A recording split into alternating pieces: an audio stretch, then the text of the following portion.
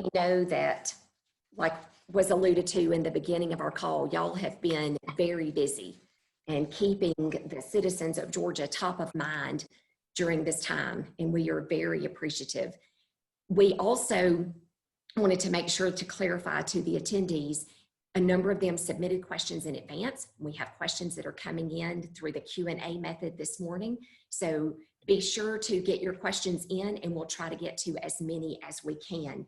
So Commissioner, if we ask a question that you somewhat had touched on, we were trying to track that as well, but we appreciate you rolling with the flow with us. We're curious how Georgia's unemployment rates during COVID compare to states of comparable size. Well, well, you got to remember that the only unemployment rate we have right now covers the month of March, and March is not a good month because it was half good, half bad. You will see some dramatic increases when April's rates come out here very, very soon. And so I don't know what other states are going to report. I've seen some preliminary numbers. I really can't talk about those, especially since this is being recorded, and there are certain rules and regulations where I cannot talk about this kind of stuff, but you will see a very dramatic increase in the unemployment rate. But I mean, really, I mean, I tell people that, you know, now you got to remember why it was caused. This is just not an economic impact. This was a, you know, it's a health impact. It's a government instituted impact. And so I think going down the road, I mean, we're not really going to know the impact for 6-7 months because we don't know what the reopening is like. We don't know how people are going to recover. And so right now we're really just concentrating on helping those that need the help, and also trying to get, you know, because, you know, at some point, you know, we're also going to have to pivot yet again here very, very soon, because we're already getting calls for employers that had fully staffed companies that are now, because of dealing with these benefits, now are lacking workers, and they're needing us to recruit for them. And so that, you know, it's going to put us kind of in a tough spot, and we're meeting daily on how we're going to handle this personnel wise, even though we have brought back a bunch of retirees, and we've also contracted with some temp agencies to help out with some of the things that we're doing. But we're going to have to start pivoting some of our people that we took from doing reemployment. We shifted them over to helping out with unemployment. We got to shift them back to reemployment and take them off unemployment, which is going to, you know, hurt our capacity, because we're going to have to start helping companies do some recruiting and start filling some of these jobs that, you know, people are not coming back to. One of the things we're trying to get out there to the press, and it's not being covered very well, we're telling people, look, if you've got a job that's been offered, you need to go back to that job, because this is going to end up hurting you. If you try to ride this out, I mean, because it's so funny, because that's not funny, but I mean, you hear these employers say, well, I've got this person and they're saying they're not going to come back until X, and that X always lines up with the end of July, which is the end of the 600. Matter of fact, I just talked to a guy this morning who's actually a close personal friend of mine. He has a retail store, and he was telling me, because we were going over the employer file claims and how to make this new feature that we got coming out. And he was telling me that he had about 4 or 5 of his employees tell him that they didn't really want to come back to work right now, even though he's offering them a job that, you know, that maybe that they'll check back with him around August 1st. And I'm like, well, you know why that is because that's when the $600 runs out. I mean, that's $2,400 a month. That's, you know, it's astounding. I will go ahead and tell you right now what when I first heard about the $600 was about 3 days, and it was a rumor at that time. It was about 3 days before the legislation passed. I actually called several members and told them, I said, this is a really bad mistake. You're doing a one-size-fits-all solution. It would be a much smarter solution and an easier to program solution if you would just allow the states to take whatever somebody is awarded in regular unemployment benefits and just double that amount. You know, if they get awarded 300, then it gets doubled to 600. I mean, whatever that amount is, and then you guys just pick up the tab for whatever the doubled amount is. I said that'll fit better with each state's economy and each part of the, you know, because, you know, New York is not the same as Georgia. That just went I mean, they never even got consideration. But anyway, they're already talking about doing an extension on the 600, which I'm going to speak out against that when that comes up, because I just don't think that that decision needs to be made right now. We don't know what it's going to look like. We may be just fine come July. We may be, I mean, I think the biggest issue we're going to have with unemployment going forward is going to be the same. It's going to be, as bad as things were. We try to remember when we came out of the recession in Georgia and we still had high unemployment. One of the big issues that we had was we didn't have enough people to fill the jobs that we had available then. And that was a big gripe, even though we were at 7 or 8% unemployment.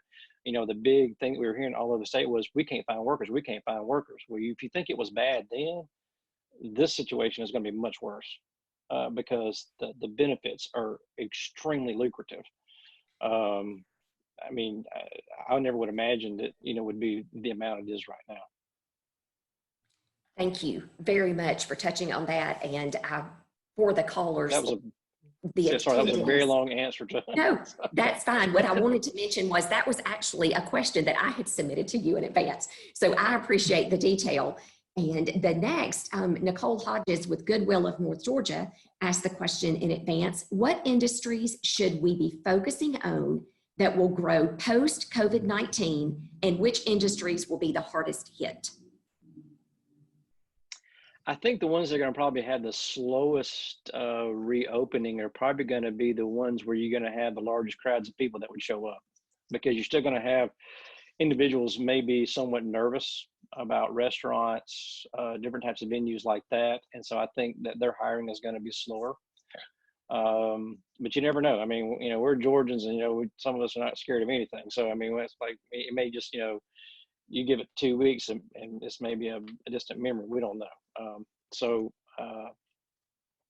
I think those are going to be slow to come back. But, I think it's really too hard to predict, because if the economy starts picking up again, then you'll see hiring picking up again, because most companies have been affected by this in one fashion or the other. Some more than others. Obviously, hospitality was the hardest hit in all of this. Manufacturing was hit pretty significantly because a lot of orders get stopped when things don't, when other things start shutting down in other parts of the country, other parts of the world. We're seeing signs of that picking up too. So, it's that's kind of where you're going to be.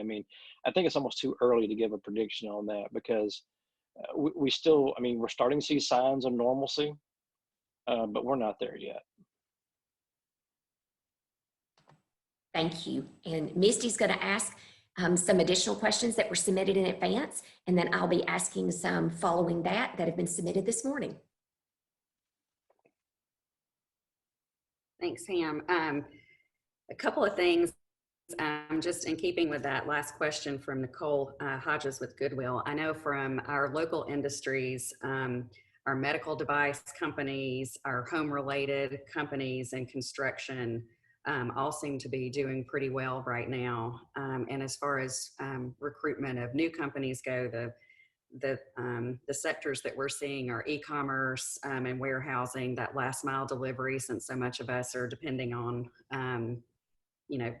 deliveries, and then data centers and tech related. So those are the companies that we see still looking around for new locations during the pandemic. I was curious, Commissioner, and I don't think you said this earlier. I know for Cherokee, our unemployment rate for the first quarter of this year, we were at 2.7 in January, 2.8 in February, and 3.5 in March. So we had seen a little uptick there, and I know you said April is going to look a lot different. I was curious as to how we compared with the state unemployment rate. I think you guys weather it better than a lot of places did. But again, you got to remember, I don't know if really the unemployment rate is even relevant right now. Let me tell you why. Because how the unemployment rate is figured is a little bit,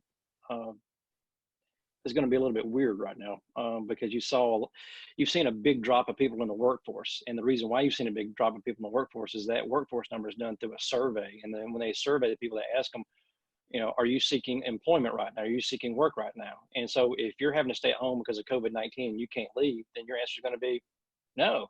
Even though that if a COVID-19 thing wasn't here, you'd be out there looking for work. So those people have dropped out. So a lot of that, how that's kind of going, is, I mean, the main thing, I think you just got to kind of keep your eye on the ball about what the reopen is going to kind of look at, and I wouldn't focus so much on unemployment rates.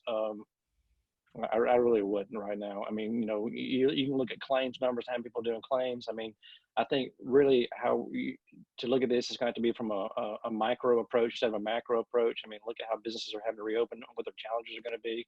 I think these rich benefits are going to be a challenge for some, which is one of the reasons why we also insisted that employers file on behalf of their employees, because it puts you kind of in control of that situation. This is going to be an advantage that Georgia has that other states are not going to have, because other states did not do this. Remember, we may be the only state that did this. I think Alabama did it too a little bit. Because if you follow along and you've been filing for your employees, when you get ready to call them back to do regular work, you have several options.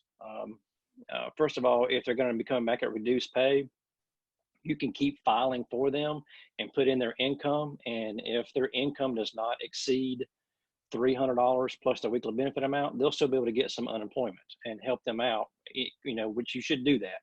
Because, if they're working at reduced pay, then they need to be able to fill the gaps, and we might as well draw down that extra money to help your employees that are coming back to work, and let them spend that money. But you also, if they're coming back and they're getting, put back down, at their regular salaries, and they're not going to get unemployment, then at that point, you're just going to drop them off. You don't need to file for them anymore. And then those employees that you're laying off permanently through this new process that's coming on live, and I want you to use this process, you'll be able to let us know. You'll click them off and say, these ones I'm going to have to lay off because I financially cannot bring them back. Then they'll go into regular claim. But then the ones that you're trying to call back that will not come back, that are refusing work, then you would just also drop them too. And then they're going to file a regular claim, and then it's going to go through the process. They may get the unemployment may be approved in the very beginning, but you'll need to appeal that and tell us why. And then it'll go through the process. And if it finds out they get denied, then they're going to have to pay that money back. We'll get it back one way or the other. I mean, we've gotten pretty good at that over the years. And it's just going to be part of the process. There's no other way of doing it. We cannot just go out there and say, we can't, even though if you tell us right now, they still it still has to go through the process. They have the right to appeal. They have the right to fight it. Because if they also, through the federal laws and rules and regulations, there are several reasons in which somebody can get unemployment right now while we're under the state of emergency, health emergency. You've got reasons for COVID-19. If they have a pre-existing condition where it makes them immune compromised, and they can prove that through a note from their doctor, they can get unemployment. If they're over the age of 60, which will, according to their definition is immune compromised, they can get it. If you're somebody who lives with somebody from the first two reasons, then you can qualify for unemployment. And if you have a childcare situation where, because you have school-aged children and there's no childcare available, that's because you don't have a place to send them to because they're not open yet. And then you also can qualify under the COVID-19. But now once the emergency period is over, then those are not valid reasons anymore. But right now, we have to take those into consideration. We don't have a choice. This is not really so much a state issue. It's actually a federal issue, and we have to give the unemployment based on those criteria. Now, I have seen a couple of cases where you have a two-parent household and both parents are claiming the child care issue. That's a kind of a tough one right there, and it's kind of hard to disprove or prove. But they're not supposed to be both claiming that. One of them, if they have a job, both of them can't claim the child care. But that's kind of where that's at on that one. Those are good points there, and I think you've actually answered several other questions as you talk through that. So thank you, and I do want to commend you on the rollout of the new program today, and it's very impressive that you guys are doing things to make it easier and faster for everybody in the midst of working around the clock with all of these claims, both on the employee side and the employer side. Do you feel like things are leveling off any, or do you have any predictions for the future? Uh, we thought they were until this past weekend. We actually have seen an uptick as of looking at last week's numbers and the number of claims filed. But for the first time, before last week, most of the claims being filed were filed on behalf of employers. Thank you, employers, for doing that for your employees. But last week, the big uptick happened in individual claims, and personally, I think the reason for the big uptick in individual claims is that we have a lot of people trying to get unemployment right now that have very little, if any, work history. I think the word's gotten out that the federal PUA program is an easy way to get easy money. But what they need to understand is, if once we do go through the paperwork, which there's a lot of it we have to go through. Like I told you, we've got hundreds of thousands of these things coming in, but they have to send in proof of their income. If they're falsifying stuff, that's a crime. It's a federal crime because this is federal money. And so those warnings are on that application. I hope people are heeding that, but I think some people think that nothing's going to happen to them. But we've already started talking to the Attorney General about helping us with investigating some cases of fraud that we're seeing right now. Because right now, anytime you have chaos, that's when the criminal element comes out in force. And we're having to battle that at the same time. And it's a very hard balancing act right now when you've got one half screaming, hey, we need to get paid. Hey, we need to get paid. Hey, we need to get paid.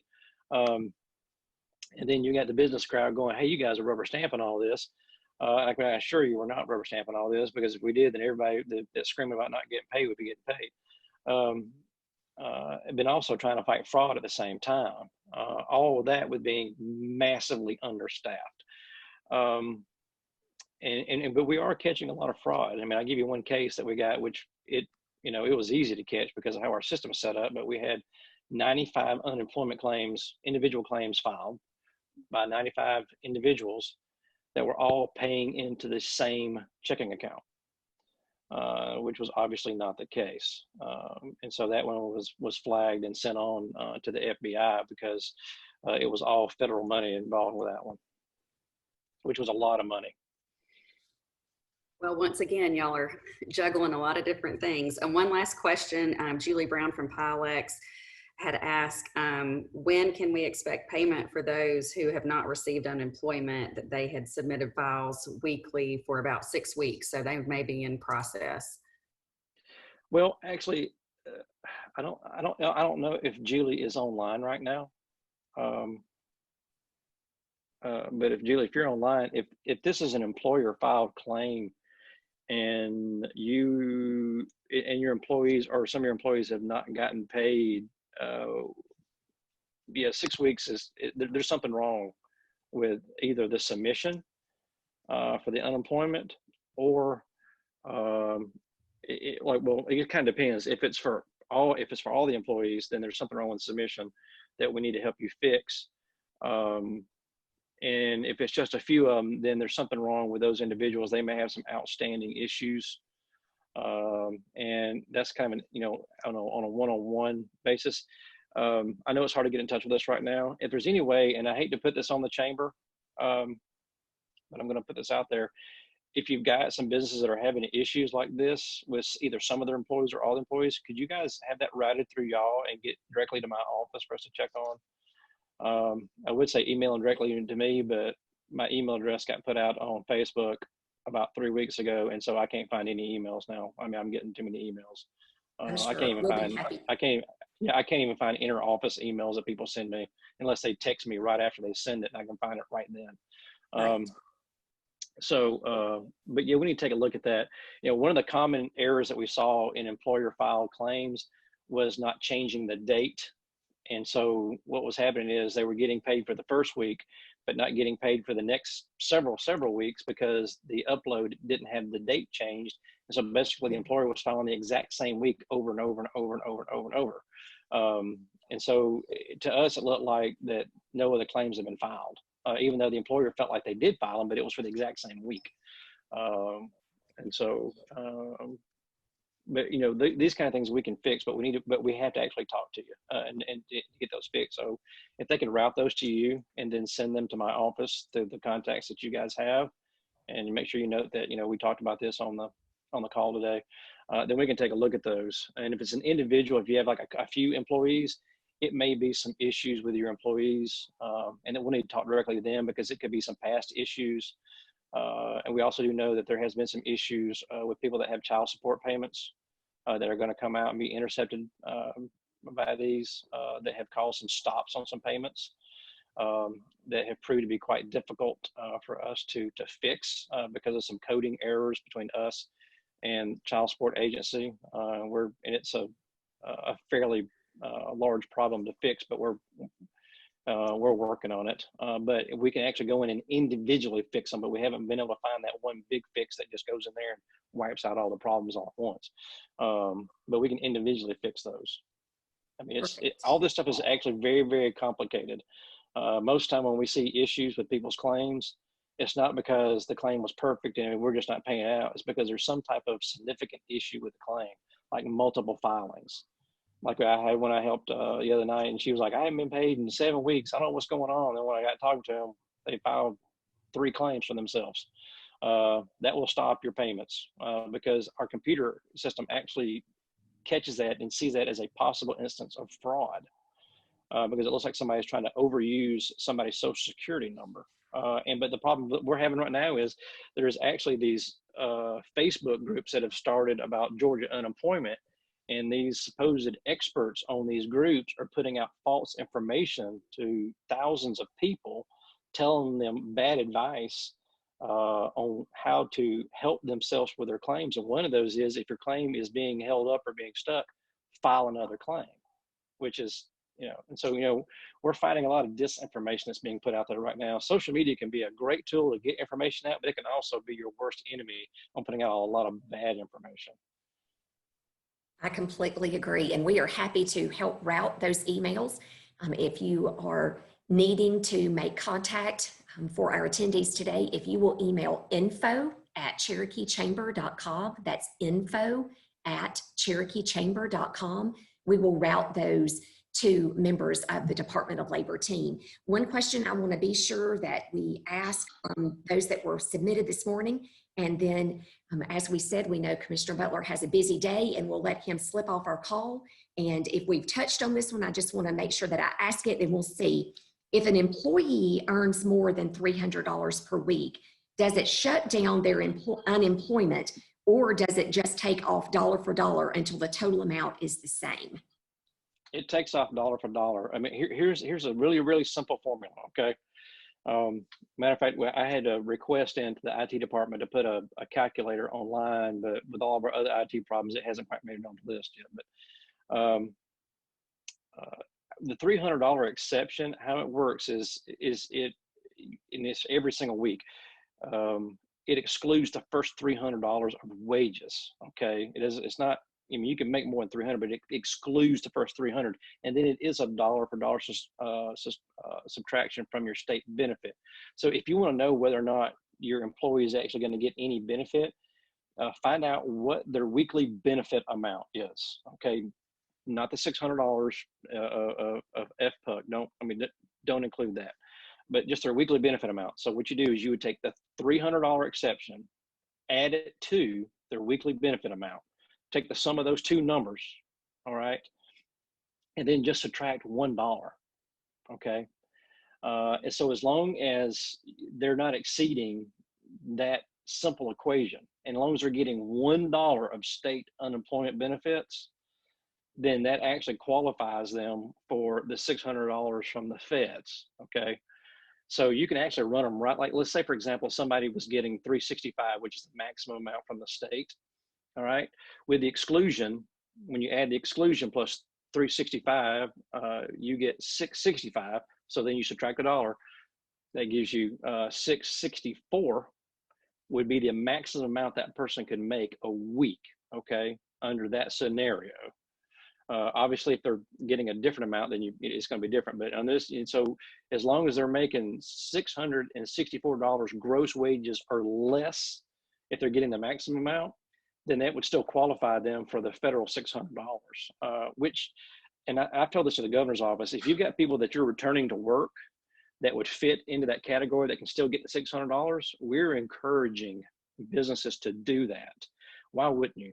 First of all, and this is going to seem strange to say coming from a Republican, but the feds have got that money sitting out there. It's already been allocated.